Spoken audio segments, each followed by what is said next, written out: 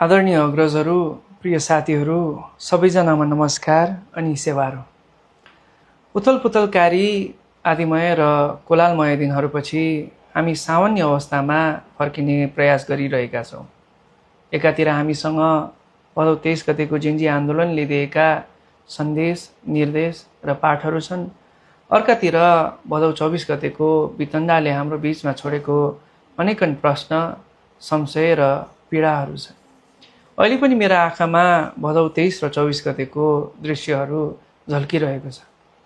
भदौ 23 गते आफ्नो अधिकार र अस्तित्वका लागि सडकमा उपस्थिति जनाउन गएका कलिला नानीहरू, अबोध नौजवान साथीहरू मारिएको बर्बर र क्रूरतापूर्ण दृश्यहरूले नराम्ररी झस्काइरहेको छ।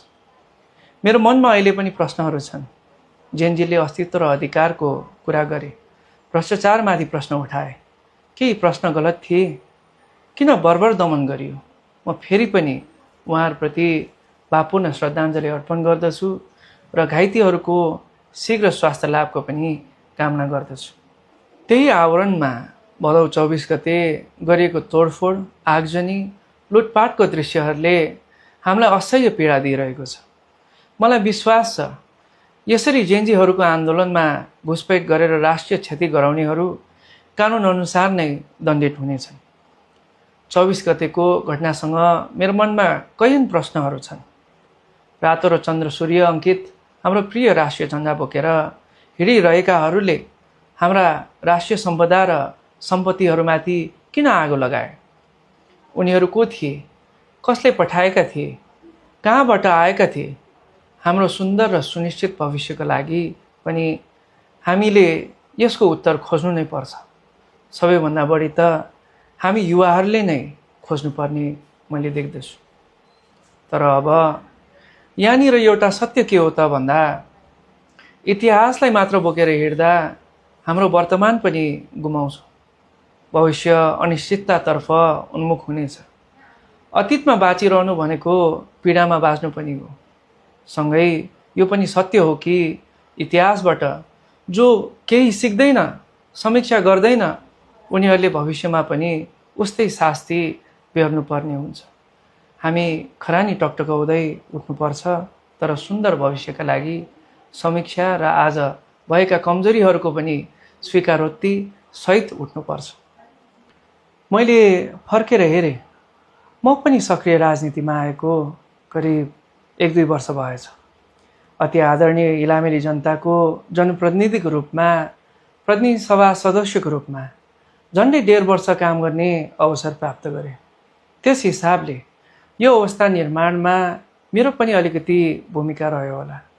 यदि रह्यो भने मेरो भागमा कति पर्छ कुन्नी? यो कमजोरीप्रति म माफी माग्छु। गल्तीहरू नेतृत्वमा बस्नेहरूबाटै हुन्छन्, तर आत्मालोचना र स्वीकारोक्ति जरुरी छ। जनतालाई माफी मागेर सच्चिने प्रण गर्नु नै हाम्रो कर्तव्य हो भन्ने मलाई लाग्छ। म भन्न चाहन्छु, गल्ती कमजोरीहरू सच्याएर अब जानेछु। यो अभियानको एक सदस्यको रूपमा आजको तमाम कमजोरीहरूप्रति म माफी माग्छु। आदरणीय अग्रजहरू, प्रिय साथीहरू, जेन्जी पुस्ताका जनप्रतिनिधिसँग सम्माननीय राष्ट्रपतिज्यूले वार्ता गरिरहनु भएको बेला मैले विज्ञप्ति मार्फत भनेको थिएँ, संविधान सम्मत र लोकतान्त्रिक विधि मार्फत नै जेन्जी पुस्ताको माग सम्बोधनको तयारी भइरहेको छ भन्ने मलाई विश्वास छ। संवैधानिक बाटोबाटै अथवा आवश्यकताको सिद्धान्त प्रयोग गर्दा पनि संविधानको मर्म अधिकतम क्षति नपुग्ने गरी संविधानको मर्म अनुरूप निष्कर्ष खोज्नु नै उपयुक्त हो भन्ने मेरो मत थियो।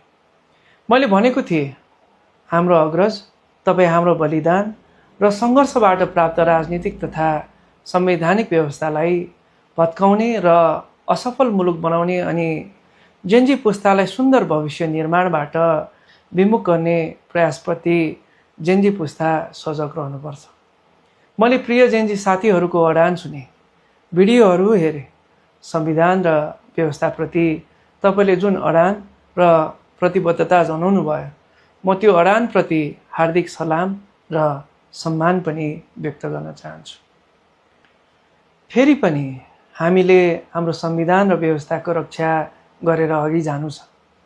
नेपालको स्वतन्त्रता, सार्वभौमिकता, भौगोलिक अखण्डता, राष्ट्रिय एकता र स्वाभिमानको रक्षाको युगीन जिम्मेवारी फेरि एकपटक इतिहासले हामीलाई सुम्पिएको छ। अनेकन नाम र आवरणमा हुने सबै खालको गलत कदमहरूलाई अस्वीकार गर्नु छ। यस बेलामा म सबै अग्रज र नौजवान साथीहरूलाई फेरि पनि भन्छु, अब आवेग, उत्तेजना र प्रतिशोध त्यागौँ। इतिहासको घाउ कोट्याएर भविष्य थप अनिश्चित नबनाऊ। फेरि पनि कतैबाट आवेग, उत्तेजनाहरू सुनिनु गलत हुनेछ। 24को ताण्डव सर्वथा गलत थियो। आन्दोलनमा घुसपैठ भयो भन्ने निचोडमा स्वयं जेनजीका अगुवाहरू पुगि नै सक्नु भएको छ। यस अवस्थामा आफ्नै आचार संहिता, आदर्श बनाएर आफ्नो अस्तित्व र अधिकारको निम्ति सडकमा आएका जेनजीहरूलाई उत्तेजनापूर्ण आरोप लगाउनु आफ्नै सन्ततिहरूलाई गाली गर्नु हो र आफ्नै सन्ततिहरूलाई गाली गर्ने जिम्मेवार अभिभावक बन्नै सक्दैन। त्यसैले मलाई लाग्छ आवश्यकताको सिद्धान्त अनुसार संविधानको कम क्षतिमा अन्तरिम सरकार बनेको छ। म सम्माननीय प्रधानमन्त्री सुशीला कार्की सहित सबैलाई बधाई भन्न चाहन्छु। म वर्तमान सरकारलाई पनि अनुरोध गर्न चाहन्छु, यसअघिका भएका गल्तीहरू नदोहोरियोस्। मलाई विश्वास छ थप मुठभेडमा होइन, प्रतिशोधमा पनि होइन, बडो सम्हालिएर सबैलाई सँगै लिएर तोकिएकै समयमा निर्वाचन मार्फत मुलुकलाई सही ट्र्याकमा लैजान यहाँहरूको भूमिका रहनेछ। तपाईहरुप्रतिको भोलिको भरोसा र सम्मान पनि त्यसैमा निर्भर रहनेछ। आजको हाम्रो बाटो र उज्यालो पनि यही हो र यही बाटो र उज्यालो समाएर हिँड्न म अपिल पनि गर्दछु र फेरि पनि सबैमा धन्यवाद, नमस्कार र सेवा रहोस्।